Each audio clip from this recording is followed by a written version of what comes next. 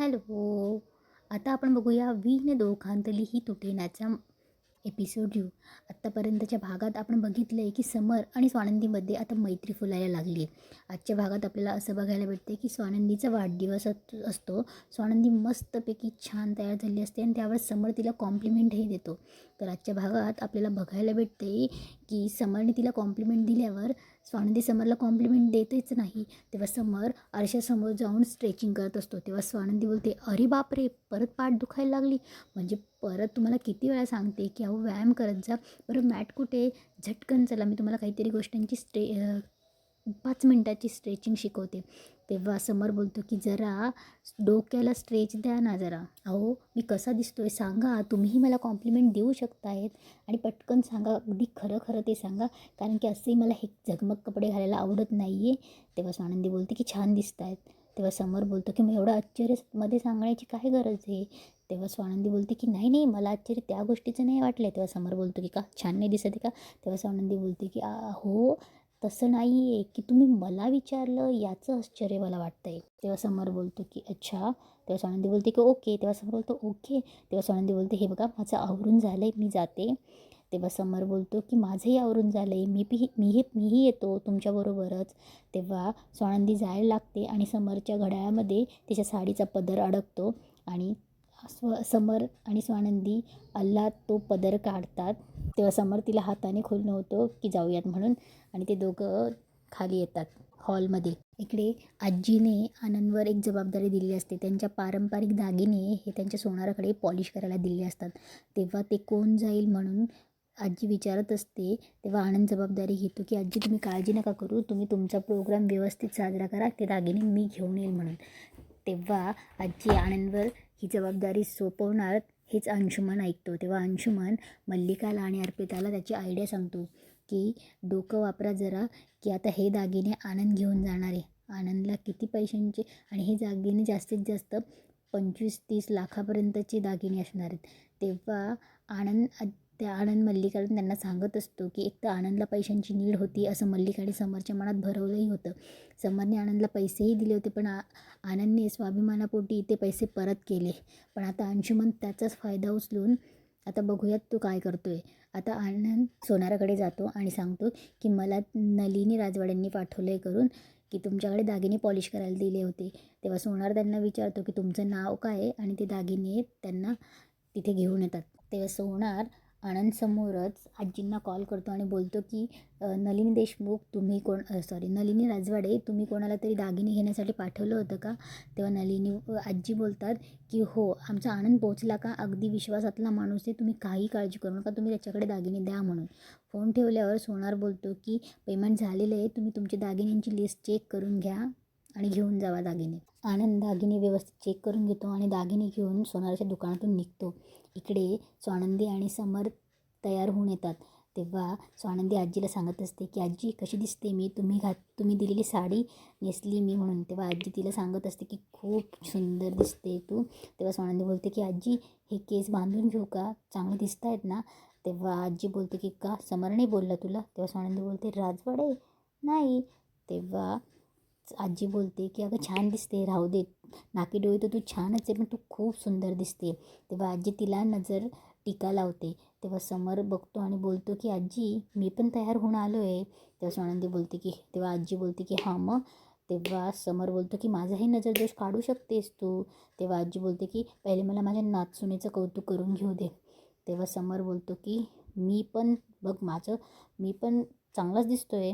तेव्हा आजी बोलते की तू चांगलाच आहे रे, तूही आवडतोस मला. तेव्हा आजी त्या दोघांना जवळ बोलवते आणि दोघांच्या डोक्याला टक्कर देते. इकडे अर्पिता, अंशुमन आणि मल्लिका वरतून बघत असतात. तेव्हा मल्लिका बोलते की म्हातारीचं कौतुक बघा नातसुनेसाठी. तेव्हा अर्पिता बोलते की मुळात मला हे कळत नाही की आपल्या घरातले पारंपरिक दागिनेही तिला का देते. तेव्हा मल्लिका बोलते देऊ दे गं, देऊ दे, आज ती तिला देईल, आज ना उद्या ते आपल्याकडेच येणार आहेत म्हणून. आता तिला काय करायचं ते करू दे, पण आपल्याला काय करायचं ते आपलं ठरलं आहे. स्वानंदीच्या वाढदिवसाला अधिरा, रोहन, सुश आणि तिचे बाबाही येतात. तेव्हा ते सगळे तिला वाढदिवसाच्या शुभेच्छा देतात. तेव्हा अधिरा स्वानंदीसाठी गिफ्टही देते आणि बोलते की नंदुताई आय होप की तुला खूप आवडेल म्हणून. तेव्हा स्वानंदीही बोलते की तू दिलं आहेस ना, मग आवडेलच.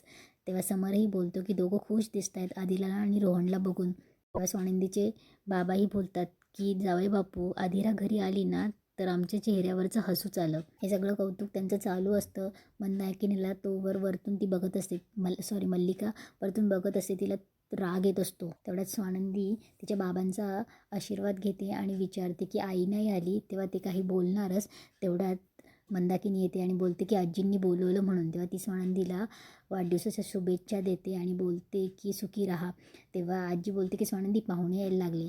तेव्हा स्वानंदी आणि आजी पाहुण्यांच्या स्वागताला चालले जातात आणि सुशही मंदाकिनीला घेऊन बाजूला जाते. तेव्हा मंदाकिनीला सुश बाहेर घेऊन येते. तेव्हा स्वानंदीचे बाबा बोलतात की तू इथे का आली आहेस. तेव्हा मंदाकिनी बोलते की मी येणारच नव्हते, पण मला स्वानंदीने फोन करून बोलवलं. तेव्हा रोहनही बोलतो की जाऊ दे बाबा आता काहीही बोलू नका. तेव्हा ते आतमध्ये जातात. इकडे स्वानंदी आणि समर तिथे असतात. तेवढ्यात आनंद आणि तेही येतात, आनंद निकिता. तेव्हा आनंदही स्वानंदीसाठी गिफ्ट आणतो. तेव्हा स्वानंदी बोलते की याची काय गरज होती.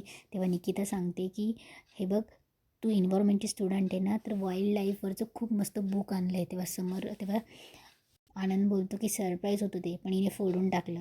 तेव्हा निकिता बोलते की काय सरप्राईज. तेव्हा ते सगळे आतमध्ये चालले जातात. आतमध्ये थोड्या वेळ बोलल्यावर आनंद निकिताला बोलतो की निकिता, हे दागिने आणले, यांचे पारंपरिक हे कोणाकडे तरी दिले पाहिजे, कुठेतरी सेफ जागेवर ठेवले पाहिजे. तेव्हा निकिता बोलते की अरे आजीकडे दे ना. हे सगळी गंमत अर्पिता, मल्लिका आणि अंशू बघत असतात. तेव्हा ते आजीला बोलवतात. तेव्हा आजीशी बोलता बोलता आजी बोलते दागिने ना. तेवढ्यात रोहिणी आजीला बोलवायला येतं, कोणीतरी आलं आहे म्हणून. तेव्हा आजी तशीच चालली जाते.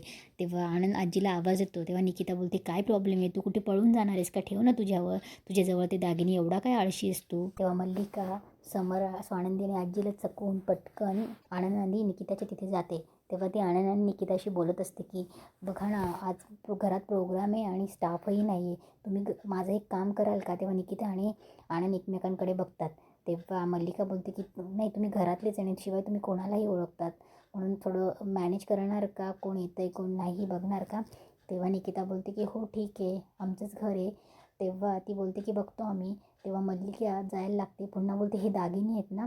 तेव्हा आनंद बोलतो की हो, आजींनी तेच ठेवायला दिले होते, जरा वेळ लक्ष द्यायला. तेव्हा मल्लिका बोलते की आजींच्या पण ना आईंच्या लक्षातच राहत नाही, ते जरा पूजेच्या ठिकाणी ठेवणार का. मल्लिका हे सांगून निघून जाते. तेव्हा आनंद निकिताकडे चार्जर मागत असतो. तेव्हा निकिता बोलते की तुला कोणाला फोन करायचा आहे, मी इथेच आहे ना. तेव्हा निकिता तिथून चालली जाते. आनंद हे डायनिंग टेबलवरून ते दागिने उचलतो आणि पूजेच्या ठिकाणी ठेवतो. अंशू आणि अर्पिताचं लक्ष पुन्हा तिथेच असतं. तेव्हा आनंद दागिने तिथे ठेवून चालला जातो. इकडे मल्लिकाची मैत्रीण सेम तसाच दागिना जो हार असतो तो घेऊन येते. मल्लिकाला दाखवत असते. मल्लिका तिला बोलते की पटकन थांब आणि काम कर. तेव्हा ती तो दागिना घेऊन जाते. डायनिंग टेबलवर निकिताची पर्स पडलेली असते. ती तो दागिना काढते आणि निकिताच्या पर्समध्ये टाकते. काम झाल्यावर मल्लिका अंशू आणि अर्पिताकडे जाते आणि बोलते की काम झालं आहे. तेव्हा अंशू बोलतो की आता मी माझं काम करतो. पटकन तो वरच्या रूममध्ये जातो. कोणीतरी एक माणूस असतो, त्याला काहीतरी सांगतो. इकडे निकिता स्टाफचं काम करत असते. प्रत्येकाला विचारत असते की व्यवस्थित आहे ना, तुम्ही नाश्ता पाणी केला, म्हणून ती प्रत्येकाचं देखरेख करत असते. तेवढ्या तिथे रोहिणी येते. रोहिणीला ती विचारते की स्टाफ कमी आहे का. तेव्हा रोहिणी बोलते की नाही, व्यवस्थित आहे. तेव्हा निकिता विचारते की ऑर्गनाईज करायला काही प्रॉब्लेम येतो आहे का. निकिता बोलते नाही मॅडम, सगळं व्यवस्थित आहे. तेव्हा निकिताला काहीतरी डाऊट येतो. तेव्हा ती आनंदकडे जाते आणि बोलते की आनंद, स्टाफ व्यवस्थित आहे, पण काकू असं का बोलल्या, मला असं काकूंचं बोलणं वेगळं वाटतंय. तेव्हा आनंदही तिला बोलतो की जाऊ दे, काकूंच्या नशेला लक्षात आलं म्हणून आनंद तिथून चालला जातो. पण निकिताला काहीतरी खतखतत असतं. इकडे स्वानंदीला बोलता बोलता ठसका लागतो. तेव्हा समर बोलतो हळूहळू पाणी घ्या. तेव्हा स्वानंदी पाणी पिता पुन्हा तिला ठसका लागतो. तेव्हा समर बोलतो एक मिनिट. तेव्हा स्वानंदी बोलते काय. समर बोलतो की पाणी बसून प्या. तुम्ही लावल्यात ना मला चांगल्या सवयी, योगा, प्राणायाम, मेडिटेशन. मग मी पण तुम्हाला काही चांगल्या सवय लागतो की पाणी हे नेहमी बसूनच प्यायला हवं. तेव्हा स्वानंदी बोलते की तुम्हाला लेक्चर द्यायला मज्जा येते ना मला. तेव्हा समर बोलतो की यात काय लेक्चर, अहो चांगली सवय आहे. तेव्हा स्वानंदी बोलते की मी ना नेहमी पाणी बसूनच पिते, पण आज घाईत ना. तेव्हा समर बोलतो की घाईत तुम्ही नेहमीच असता, कसली घाई असते हो तुम्हाला. तेव्हा समर बोलतो आज सकाळी टिकली लावताना अशीच घाई केली तुम्ही, नाही तर पडला असता. त्या दिवशी थालीपीठ खाताना अशीच घाई केली जसं की तुमच्या पाण्यातलं थालीपीठ घेऊन पळून जाणार होतो मी. तेव्हा स्वानंदी बोलते की आज तुम्ही बड्डेच्या दिवशी मला असं ऐकवणार आहात. तेव्हा स्वानंदी तेव्हा समर बोलतो की नाही नाही, तुमचा आज वाढदिवस आहे, आज कसं बोलणार आहे मी, पण तुम्हाला मी निवांत निवांत गोष्टी करा असं सांगतो आहे मी. इकडे गुरुजी पूजेची तयारी करत असतात. मल्लिका तिथे येते आणि बोलते, गुरुजी चहा घेतला तुम्ही? तेव्हा ते रोहिणीला आवाज देऊन बोलतात की चहा नाही दिला गुरुजींना. तेव्हा ती गुरुजींना चहा पिण्यासाठी काढून देते आणि आनंदला आवाज येते आणि बोलते की आनंद, हे दागिने इथेच ठेवले. तेव्हा आनंद बोलतो की ते तुम्ही? तेव्हा मल्लिका बोलते की माझ्याकडे नाही बाबा, आईंकडेच दे दे लवकर दे. तेव्हा आनंद ते दागिने उचलतो आणि बोलतो की अशी काय करते ही, आणि इथेच आजचा एपिसोड संपतो.